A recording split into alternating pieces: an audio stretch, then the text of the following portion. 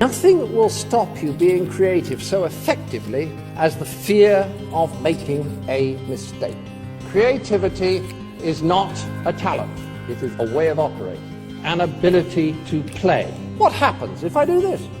What would happen if we did that? What if? How to take creative jewelry photos at home with an iPhone. Let me show you. Hello, my fellow creator. My name is Stancy. Welcome to my channel. This is the best place for creative people who want to live better. I'm making this video for jewelry makers, content creators, aspiring product photographers, and anybody who needs some ideas and inspiration for a jewelry photo shoot at home. I'm the biggest advocate of using whatever you already have to create. You don't need to worry about having professional equipment. In this video, I'm going to show you what's possible with an iPhone 12. I'm going to use the natural sunlight and show you how to work with it. I'm going to use paper from the craft store and maybe something around my house as my backgrounds. And I'm going to find props in my home or in my stash or in the nature, and I will show you how I take photos with things around me to hopefully inspire you to start building your creative career from the ground up. Today I'm going to create a few different concepts for this necklace from Mary Rush. But before I start taking photos, I need to clean my iPhone camera. I suggest using special wipes for glasses or a special piece of fabric that comes with glasses. The sun is very high in the sky. It creates beautiful harsh shadows, so I decided to use that for my first photo. I'm setting up my makeshift photo studio outside on the patio. I'm just placing a shelf as my backdrop, and I'm laying the necklace down flat on it and playing with its position a little bit. Now I need to find something to create a shadow with. I'm thinking to get like a branch with flowers from a garden. That will allow me to create a nice subtle accent on the photo, like a cute little detail. I'm gonna position the shadow on the side, just touching the necklace. I don't want it to overpower the photo and grab all of the attention, and I don't want it to cover the majority of the piece, just a little bit of it. It's all about finding a good balance so the prop doesn't look out of place and it doesn't become the center of attention either. I'm taking photos from different angles and moving the branch until I have a few good options to choose from. Later in the video, I'll show you all of the edited photos that I'm going to create. Also, I decided to make a tropical version of this photo as well, since it just had a palm tree branch nearby. I played around with it and took a few closer shots for this idea.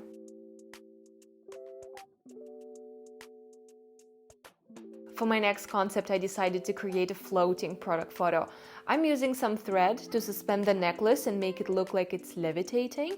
I like the shadow that it creates, and I'll remove the thread later in post-production. For my background, I will use craft paper from a craft store and a little bit of duct tape. I also wanted to separate the threads a little bit, and I found this piece of a broken frame around, and I just stuck it in there and it worked.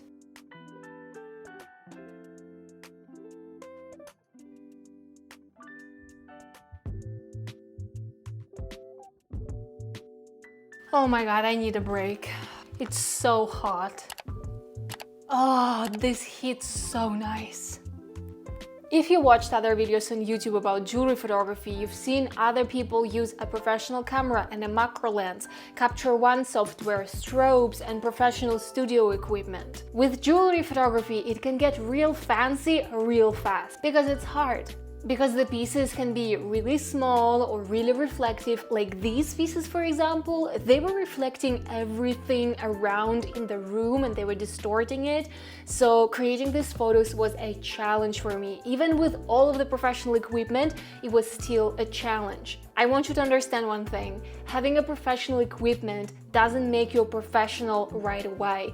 There is so much more that goes into the creation of photos apart from the equipment. It is working with the light and coming up with creative ideas and styling products with props, creating beautiful compositions. It's taking care of the little details and knowing from each angle to shoot a product to create a compelling image. You can start mastering these skills first, monetize them, and with time you'll be able to afford all the equipment that you want.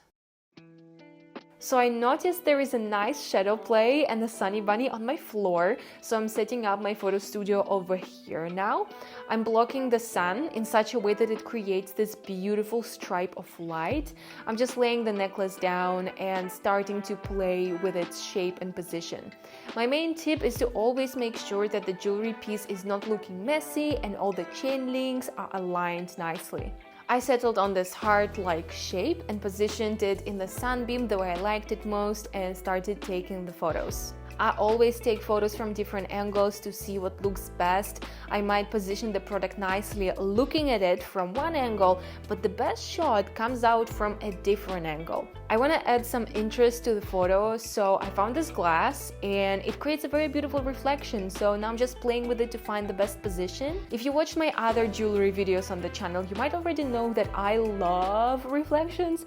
They make my photos unique because nobody can replicate them. For my next concept, I brought a small disco ball to create some cute light play. This time I want to unlatch the necklace and play with its shape like that. For this one, I want to take a closer up shot. Alright, so for the next couple of ideas, I want to use props. I have these few props from Vuitton, like these trays that have very beautiful texture and color. I've been using them a lot for my projects because they're super versatile. I think they will look really good styled with this piece of jewelry.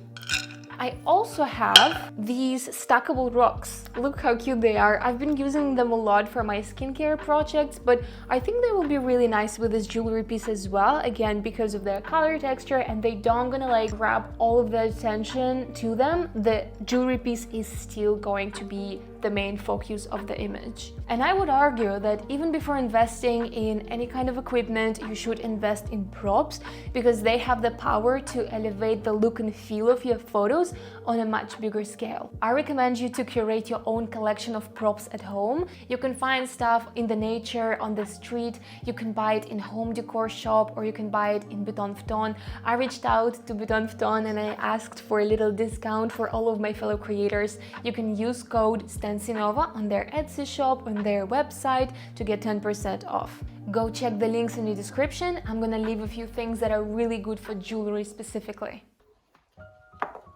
Right now I'm playing with these rocks and trying to find a good position for the necklace. I just want to make sure that the necklace is lit up in all of the right places. The rocks help to elevate the necklace and create that multi-dimensional look as opposed to laying flat on the surface. I tried a couple of styling options and I really like the light beams at the back. They add a bit more visual interest to the photo. Now it's time for the trace. I turned the big one over so there are no edges. It has beautiful texture on both sides. I'm adding a small one on top to create more dimension in the photo, and then I'm playing with the position of the necklace on these trays. When I'm taking photos, I always make sure to shoot closer up and farther away so that I have options. I have another idea for the trays. I am turning it over and placing the small one vertically. And then I'm laying the chain on the tray and hanging the pearl part from the second tray.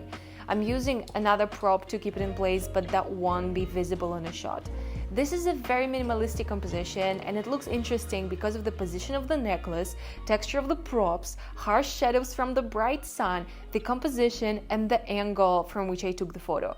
Minimalistic does not mean boring.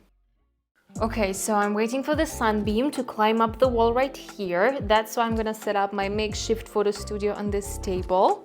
I have this vintage mirror that I really like using for photos, so I'm bringing it to see if I can do something with it. Look what a gorgeous light reflection it created. I'm so excited to use it. I just added a paper background and now I need to style it somehow. It can't just lie flat on the surface of the mirror. I tried adding another prop, but it wasn't looking so good. It was too much happening all at once. It was distracting from the reflection, so I need to do something simple. I needed to act fast because the sun is setting, so I decided to use the same styling as earlier in the video. I'm suspending it on threads and making it float. To help me do that, I found this leftover wooden piece from a DIY project in the workshop. I'll use it to tie the threads to. I think this photo is turning out much better than the one I've created at the beginning of this video. This is what I mean when I say use whatever you have to create. Nobody will be able to repeat this picture. It's very unique because I'm using some random stuff and I'm being creative with it and I'm creating something that nobody else has ever done. I might as well call this video a little bit of duct tape goes a long way because it's holding everything in place.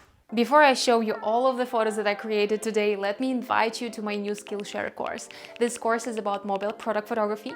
I made it for every creative person who wants to build their career from the ground up. The course is very concise, it's very visual, and it's very practical. At the end of each class, I give you an actionable step so you can create your own mini project and submit it for my feedback. This will be a great way to continue mastering mobile product photography. Go watch the intro to this course and see if it's right for you. There is a link in the description under this video. And if you don't want to get into the nitty-gritty of mobile product photography and you're just looking for ideas, check out some of the other videos about jewelry photography on my channel. And here is the reveal. Here are all of the photos that I created today. I'm very proud of myself.